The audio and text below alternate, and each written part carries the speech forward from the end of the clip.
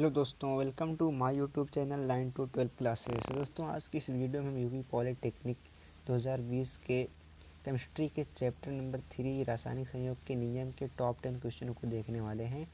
तो यदि आप इस बार के यूपी पॉलिटेक्निक 2020 के एंट्रेंस एग्ज़ाम को देना चाहते हैं और यानी कि तैयारी कर रहे हैं, तो आप इन क्वेश्चनों को ज़रूर देख कर जाइएगा। तो देखिए, तो हमारा पहला क्वेश्चन क्या है इसमें कि स्थिर अनुपात के नियम का प्रतिपादन किया था। स्थिर अनुपात का जो नियम था उसके प्रतिपादक कौन थे? तो इसका जो उत्तर होगा वैज्ञानिक प्राउस्ट थे। कौन था वैज्ञानिक प्राउस्ट? जो कि फ्रांस से, जो कि किस देश से थे? फ्रांस देश के थे। तो आपसे क्वेश्चन दो तरीके से पूछ सकता है कि स्थिर अनुपात के प्रतिपादन किस देश से थे ना, तो ये भी पूछ सकता है कि, तो आपको बताना है, ऑप्शन देगा फ्रांस थे कि अमेरिका से थे, इंडिया से थे, तो आपको फ्रांस पे टिक लगाना रहेगा ऐसे। और तो देखते हैं क्वेश्चन नंबर इसका 2 क्या है कि क्वेश्चन नंबर 2 कह रहा है कि गुणित अनुपात के नियम, क्वेश्चन नंबर 2 कह रहा है कि गुणित अनुपात के नियम का प्रतिपादन किया था। तो गुणित अनुपात का जो नियम हमारा था उसके प्रतिपादक कौन थे?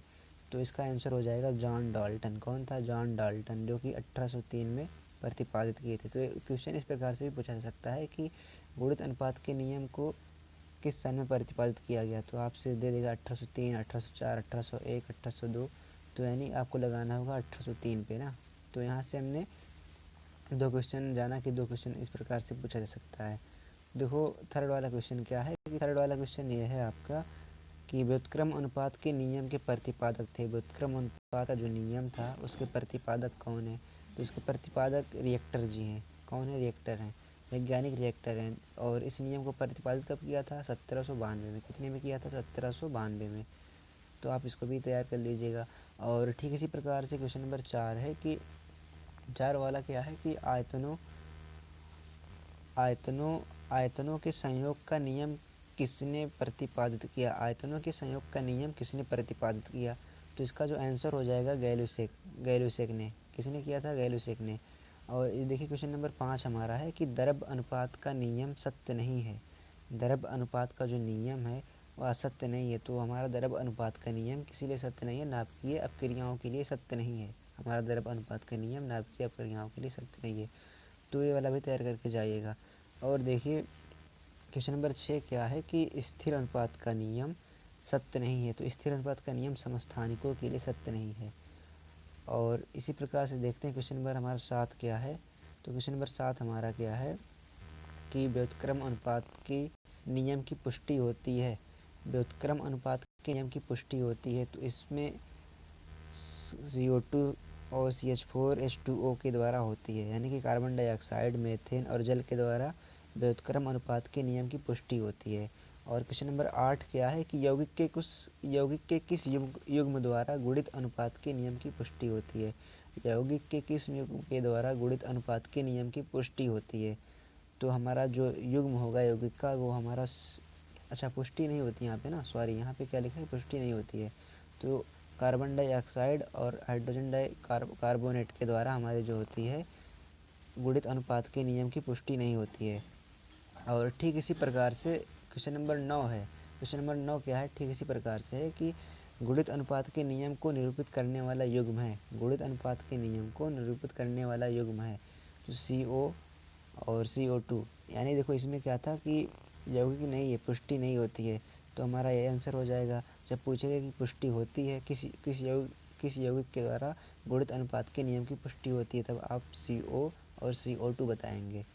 और देखिए क्वेश्चन नंबर 10 लास्ट क्वेश्चन है कि एक धातु के 3 ऑक्साइड में से शीशा क्रमशः 92.83%, 90.65% तथा 89.10% है। ये आंकड़े जिस नियम की पुष्टि करते हैं उसे प्रतिपादित किया था। तो देखो इस तरीके के क्वेश्चन जो इस चैप्टर में दिया गया है, चैप्टर नंबर 3 रासायनिक, चैप्टर नंबर 3 क्या नाम था इसका? रासायनिक संयोग के नियम। तो इसमें देखिए क्या करना रहेगा कि जिस तरीके से अगर मान लो ऐसे प्रश्न में, देखो यहाँ पे हमने क्या लिखा है कि ऐसे प्रश्न में यदि प्रतिशत आ जाए तो गुणित अनुपात से संबंधित होगा। वो जो प्रश्न होगा किससे संबंधित होगा? गुणित अनुपात से। देखो 92% आया, 65% आया, 89.10% आया। तो ये नियम किससे संबंधित है? गुणित अनुपात के नियम से। अब गुणित अनुपात के नियम के प्रतिपादक कौन है? तो गुणित अनुपात के नियम के प्रतिपादक कौन है? जॉन डाल्टन है। कौन है? जॉन डाल्टन है। तो इस प्रकार से अगर कोई प्रश्न आएगा प्रतिशत वाला और पूछेगा कि किस नियम की इससे पुष्टि होती है, तो आप हमेशा क्या बताएंगे? गुणित अनुपात के नियम की पुष्टि होती है। कौन से नियम की पुष्टि होती है? गुणित अनुपात के नियम की। तो हमने क्या देखा इस वीडियो में? कुछ 10 क्वेश्चन जो थे चैप्टर नंबर 3 रासायनिक संयोग के नियम के, वो हमने देखा है। तो आप एक क्वेश्चन तैयार करके जाइएगा और आशा करते हैं कि इसमें से कोई ना कोई क्वेश्चन पूछ ही लेगा। तो मिलते हैं आपसे अगली वीडियो में। अगर वीडियो को अच्छी लगती है तो वीडियो को करना है आपको लाइक, और करना है चैनल को सब्सक्राइब, और कमेंट करना है। जो भी प्रॉब्लम होगी हम बताएंगे अगले वीडियो में। तो मिलते हैं आपसे अगली वीडियो में। Bye bye, take care.